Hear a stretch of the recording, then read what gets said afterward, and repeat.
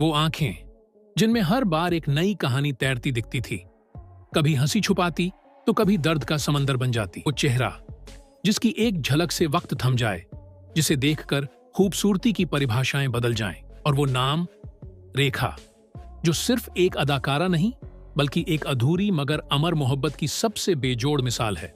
इन आँखों की मस्ती। रेखा एक नाम जिसे सुनते ही जुबां पर रहस्य आ जाता है और दिल में एक कसक सी उठती है। एक ऐसी शख्सियत जो जितनी खूबसूरत बाहर से थी उतनी ही उलझी हुई अंदर से।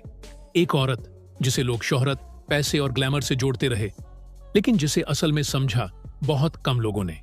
क्योंकि रेखा की जिंदगी एक ऐसी फिल्म थी जिसका स्क्रिप्ट तो सबने पढ़ा, लेकिन क्लाइमैक्स आज तक कोई नहीं जान पाया। आज हम उसी अधूरी फिल्म की बात करने जा रहे हैं। रेखा की जिंदगी की फिल्म, वो कहानी जिसमें जितनी चमक थी उससे कई गुना ज्यादा छावें थीं। वो सफर जिसमें शोहरत तो थी लेकिन साथ में तन्हाई भी। वो मोहब्बतें जिनका कोई नाम नहीं था, वो रिश्ते जिनकी शुरुआत तो हुई लेकिन अंजाम कभी नहीं आया, और वो साहस जिसने रेखा को हर बार टूटने के बाद भी औरों से ज्यादा मजबूत बना दिया। तो आइए पर्दे के पीछे की उस औरत से मिलते हैं जिसे हम सब ने सिल्वर स्क्रीन पर देखा लेकिन असली जिंदगी में कभी समझ नहीं पाए।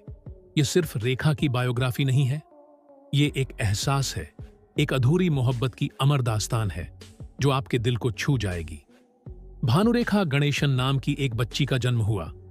पिता Jaimini Ganesan, south Indian cinema का सुपरस्टार। मां पुष्पावली, तेलुगु फिल्मों की एक जानी मानी अभिनेत्री। लोग सोचते थे, वाह, ये बच्ची तो स्टार्स के बीच पैदा हुई है, इसकी जिंदगी तो बहुत ही सुनहरी होगी। लेकिन हकीकत इससे उलट थी। रेखा के नसीब में प्यार नहीं था, न ही पिता का सहारा, न ही वो गोद जिसमें सिर रखकर कोई बच्चा अपनी दुनिया की सबसे बड़ी सुरक्षा महसूस करता है। पिता जैमिनी गणेशन ने कभी रेखा को अपनाया ही नहीं। उन्होंने उसका नाम तक अपने नाम के साथ नहीं जोड़ा। रेखा ने उन्हें सिर्फ पर्दे पर देखा, जब वो किसी और की बेटी के पिता बनते थे, जब वो किसी और औरत को प्यार करते थे। लेकिन असल जिंदगी में रेखा के लिए उनके पास कोई जगह नहीं थी। छोटी सी रेखा समझ नहीं पाती थी कि आखिर ये दूरी क्यों है, लेकिन धीरे धीरे उसने समझ लिया, दुनिया से कुछ नहीं मांगना चाहिए। जो नहीं मिला उसे शिकायतों में नहीं, खुद को मजबूत बनाने में बदलना चाहिए। बचपन में ही हालात ऐसे बन गए कि रेखा को पढ़ाई छोड़कर काम करना पड़ा। घर में पैसों की तंगी थी, मां अकेली थी और बेटियों की जिम्मेदारी सिर पर थी। रेखा सिर्फ 12 साल की थी जब उन्होंने कैमरे के सामने कदम रखा। फिल्म थी रंगुल्ला रत्नम, एक तेलुगु फिल्म। बाल कलाकार के रूप में रेखा की मासूम आंखों में तब भी एक गहराई थी, जैसे वो पर्दे पर नहीं, असल जिंदगी में जी रही हो। फिर 1969 में रेखा ने हिंदी सिनेमा में कदम रखा। फिल्म थी सावन भादो। ये फिल्म सुपरहिट हुई और रेखा रातों रात स्टार बन गई। लेकिन उनकी त्वचा की रंगत, हिंदी बोलने का तरीका, उनकी चाल ढाल, इन सब का मजाक उड़ाया गया। लेकिन रेखा टूटी नहीं। उन्होंने अपने आप को निखारने का फैसला किया। वो दिन याद कीजिए जब एक नवोदित अभिनेत्री को महज उसकी त्वचा की रंगत, उसकी भाषा पर पकड़ की कमी और उसकी चाल ढाल को लेकर ताने सुनने पड़ते थे। रेखा एक नाम जो धीरे धीरे सितारों की दुनिया में चमकने के लिए तैयार हो रहा था, लेकिन शुरुआत में लोग उसे एक संपूर्ण कलाकार मानने को तैयार नहीं थे। किसी ने कहा, यह सिर्फ चेहरा है, इसमें अभिनय कहां? तो किसी ने उसके उच्चारण पर उंगली उठाई। पर क्या रेखा ने इन आलोचनाओं से हार मानी? नहीं, उसने इन्हीं तानों को अपनी ताकत बना लिया। उसने खुद को तराशा, जैसे कोई कारीगर पत्थर में से मूर्ति निकालता है। वजन कम किया, हिंदी की बारीकियां सीखी और अपनी चाल ढाल में एक ऐसी नफासत लाई जो लोगों को मंत्रमुग्ध कर गई। धीरे धीरे वो साड़ी पहनने की एक जीती जागती परिभाषा बन गई।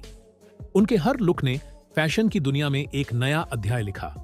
लोग उन्हें अब सिर्फ एक अभिनेत्री नहीं बल्कि स्टाइल आइकॉन कहने लगे। और फिर आई वो फिल्म घर, जिसने रेखा के अभिनय को वो मंच दिया जहां से उनकी परिपक्वता साफ झलकने लगी। उस फिल्म में उन्होंने एक बलात्कार पीड़िता का किरदार निभाया, नजाकत और गहराई के साथ।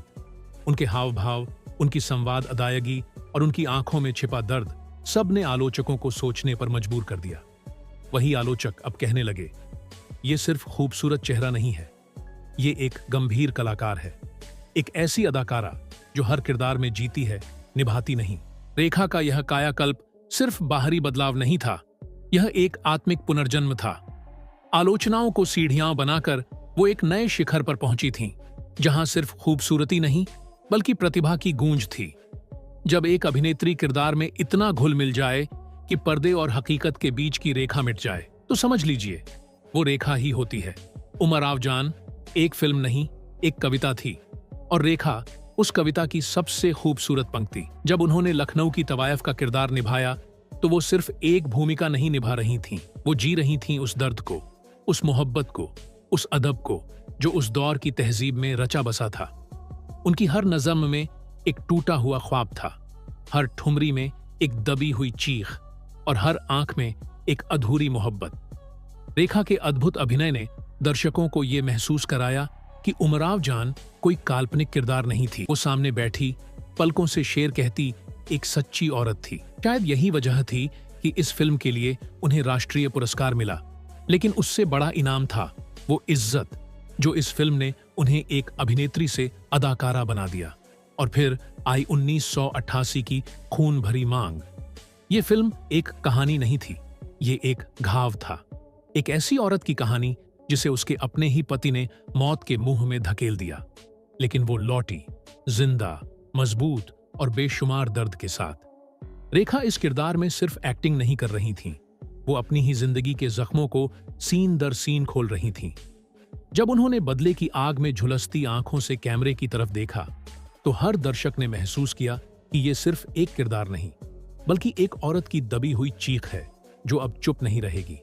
इस फिल्म में रेखा का अभिनय इतना प्रचंड था, इतना सच्चा था कि आलोचकों ने एक सुर में कहा, यह अभिनय नहीं था, ये आत्मा की चीख थी।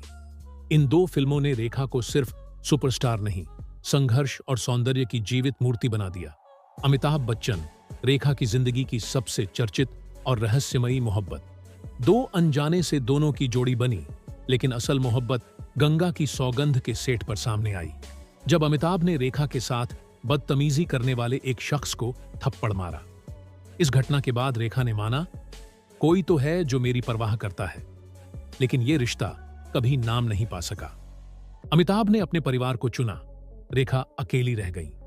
रेखा की शादी 1990 में दिल्ली के उद्योगपति मुकेश अग्रवाल से हुई, लेकिन कुछ ही महीनों बाद मुकेश ने आत्महत्या कर ली। रेखा को फिर से मनहूस कहा गया, लेकिन उन्होंने चुप्पी साध ली। न कोई सफाई, न कोई बहाना। वो द्वार था जब रेखा का नाम हर अखबार, हर मैगजीन और हर फिल्मी गलियारे में गूंजता था, लेकिन सिर्फ उनकी अदाकारी के लिए नहीं, बल्कि उनके अफेयर्स के लिए। समाज को उनकी मोहब्बतें अखरने लगी थीं, मानो एक औरत का प्यार करना कोई गुनाह हो। संजय दत्त से लेकर अक्षय कुमार तक कई नामों से रेखा का नाम जोड़ा गया, लेकिन क्या वो नाम सिर्फ अफवाह थे या उनमें कोई सच्चाई थी, ये कभी किसी को पूरी तरह पता नहीं चला, क्योंकि रेखा ने कभी कुछ कहा नहीं, ना किसी रिश्ते को स्वीकारा, ना किसी आरोप को नकारा। 1996 में जब खिलाड़ियों का खिलाड़ी रिलीज हुई तो दर्शकों की धड़कनें थम गईं। अक्षय कुमार के साथ उनके बोल्ड सीन ने जैसे पर्दे पर आग लगा दी। दर्शक सिनेमा घरों में तालियां बजा रहे थे, लेकिन वही सीन जब अखबारों की हेडलाइन बने तो आलोचना की आग में रेखा को झुलसाया जाने लगा। लोगों ने ताने मारे, इस उम्र में ये सब करना शोभा देता है? क्या ये वही रेखा हैं जो कभी उमराव जान थीं? लेकिन रेखा हमेशा की तरह खामोश रहीं। उन्होंने जवाब देना नहीं चुना, बल्कि चुप्पी को अपनी ढाल बना लिया, क्योंकि वो जानती थीं, जब तुम्हारी चुप्पी दूसरों की आवाज से भारी हो, तब हर सवाल खुद ही बेमानी हो जाता है। समाज ने रेखा को बार बार जज किया, कभी उनके रिश्तों के लिए, कभी उनकी चुप्पियों के लिए, लेकिन रेखा हमेशा अपनी शर्तों पर जीती रहीं। ना उन्होंने अपनी मोहब्बतों से इनकार किया, न कभी अपने फैसलों पर शर्मिंदा हुई। रेखा ने एक औरत को सिर्फ प्यार करने का नहीं, बल्कि खुद से प्यार करने का हक भी सिखाया। एक ऐसी अदाकारा जो तमाशा नहीं बनी, बल्कि हर तमाशे के बीच खड़ी होकर खुद को मुकम्मल करती गई। वो जो कभी पर्दे की रानी थीं, जिनके इशारे पर कहानियां करवट बदलती थीं, अब उम्र की सीढ़ियां चढ़कर भी उसी ठाठ, उसी तेज में खड़ी थीं। 2000 के बाद रेखा की पर्दे पर मौजूदगी भले ही कम हो गई हो, लेकिन जब भी लौटी तो जैसे वक्त रुक गया। उन्होंने ये साबित किया कि रिटर्न हमेशा धमाकेदार होना चाहिए, न कि बस औपचारिक। कोई मिल गया में जब उन्होंने ऋतिक रोशन की मां का किरदार निभाया तो उनकी आंखों में वो ममता थी जो सिर्फ एक अनुभवी और दिल से महसूस करने वाली अदाकारा ही दे सकती है। न ओवर एक्टिंग, न दिखावा, बस एक मां अपने बेटे के लिए दुनिया से लड़ती हुई। रेखा ने इस किरदार में अपना सारा जीवन का अनुभव उड़ेल दिया। और फिर आई परिणीता, एक तवायफ के रोल में, लेकिन वो तवायफ जो वेश्या नहीं, एक फनकार थी। रेखा उस गाने में नहीं नाची थी, उन्होंने हर अदा में इज्जत की झलक दी। उनका आभा मंडल ऐसा था कि लोग भूल गए कि उनकी उम्र क्या है। बस वो ये सोचते रह गए कि कैसे कोई औरत इतनी उम्र में भी इतनी मोहक, इतनी आत्मविश्वासी हो सकती है। रेखा ने एक लाइन नहीं, एक धारणा तोड़ी कि उम्र बढ़ने के बाद महिलाओं को बस मां या दादी के किरदार में सिमटना पड़ता है। उन्होंने दिखाया कि उम्र कभी भी हुनर की दीवार नहीं बन सकती, बल्कि जब वो पर्दे पर आती हैं तो उम्र उनके पीछे चलती है, क्योंकि स्टारडम कभी बूढ़ा नहीं होता। मांग में सिंदूर, लेकिन किसके नाम का? ये सवाल सालों से हर किसी के मन में है। हर बार जब रेखा किसी इवेंट में नजर आती है, रॉयल साड़ी में लिपटी चमकती आंखें और मांग में वो चमकता हुआ सिंदूर, तो कैमरे थम जाते हैं, फोटोग्राफर क्लिक करना भूल जाते हैं और लोगों के दिमाग में एक ही सवाल गूंजता है, अब ये किसके नाम का सिंदूर है? किसी विधवा की तरह अकेली जिंदगी जीने वाली इस औरत के माथे पर सिंदूर देखकर लोगों की जिज्ञासा और भी तेज हो जाती है। और रेखा हर बार मुस्कुरा देती है, न कभी उस सिंदूर की सफाई दी, न कभी किसी सवाल का जवाब दिया। बस वो मुस्कान जो मानो कहती हो, जिसे समझना है वो समझ जाएगा। कुछ कहते हैं ये सिंदूर उस अधूरी मोहब्बत की याद है जिसका नाम हर दिल जानता है, लेकिन जुबान लेने से डरती है। अमिताभ बच्चन। कुछ कहते हैं ये सिर्फ एक स्टाइल स्टेटमेंट है, तो कुछ इसे उनकी निजी दुनिया की एक शांत मगर गहरी परंपरा मानते हैं। पर शायद हकीकत ये है, ये सिंदूर किसी के नाम का नहीं, बल्कि रेखा की उस मोहब्बत का है जो कभी पूरी नहीं हो सकी, मगर आज भी जिंदा है। वो सिंदूर सिर्फ एक सौंदर्य प्रसाधन नहीं, वो उनकी आत्मा पर लिखी गई एक कहानी है, एक इजहार जो बिना शब्दों के भी सब कुछ कह जाता है।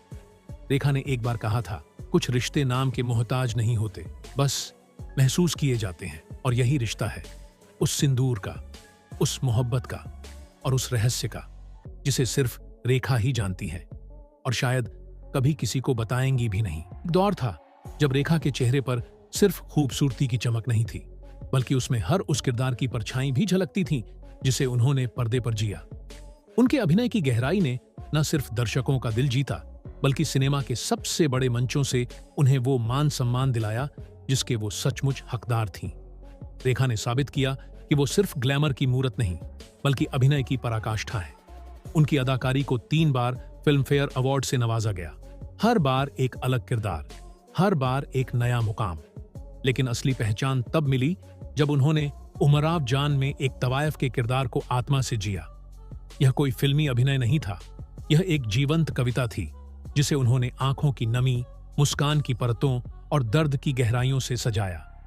इसी किरदार के लिए उन्हें मिला राष्ट्रीय पुरस्कार, जो इस बात की मोहर थी कि रेखा सिर्फ एक स्टार नहीं, एक समर्पित कलाकार है। और फिर आया वो पल जब 2010 में भारत सरकार ने उन्हें पद्मश्री से सम्मानित किया। एक सदी में कभी कभी कोई कलाकार ऐसा आता है जिसे कला का प्रतिनिधि कहा जा सके। रेखा उसी विरासत की मिसाल बन चुकी थीं।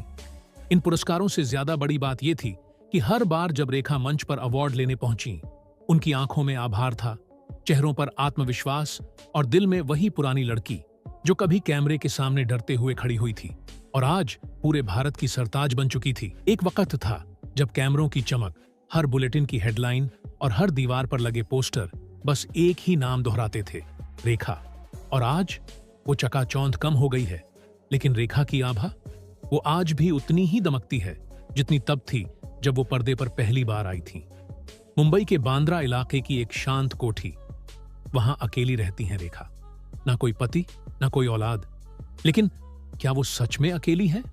नहीं, क्योंकि उनके पास है एक इतिहास, एक ऐसी विरासत जो शायद ही किसी और अदाकारा को मिली हो। उनकी जिंदगी में भले ही आज भी तन्हाई है, लेकिन वो तन्हाई अब एक साधना बन चुकी है। जब भी वो किसी इवेंट में आती हैं, उनका चलना, उनका सिर उठाकर मुस्कुराना, उनका साड़ी पहनने का अंदाज सब कुछ जैसे एक कविता सा लगता है, जैसे वक्त रुक गया हो और कैमरे खुद ब खुद उनका सम्मान करने लगे। रेखा के चेहरे की झुर्रियां भी अब एक कहानी कहती हैं। वो हर आंसू की, हर इनकार की, हर अधूरी मोहब्बत की। उनका हर लुक आज भी फैशन नहीं, एक भावनात्मक स्टेटमेंट होता है। कोई उन्हें देखकर कहता है, ये वही हैं जिन्होंने उमराव जान में जान डाल दी थी, तो कोई कहता है, इनके मुस्कान में आज भी 70 का दशक सांस लेता है। रेखा ने कभी जिंदगी को शिकायत की तरह नहीं जिया, बल्कि उन्होंने हर मोड़ पर उसे स्वीकारा, गले लगाया और एक अद्भुत स्त्री बनकर सामने आई। वो आज भले ही अकेली हो, लेकिन अधूरी नहीं है।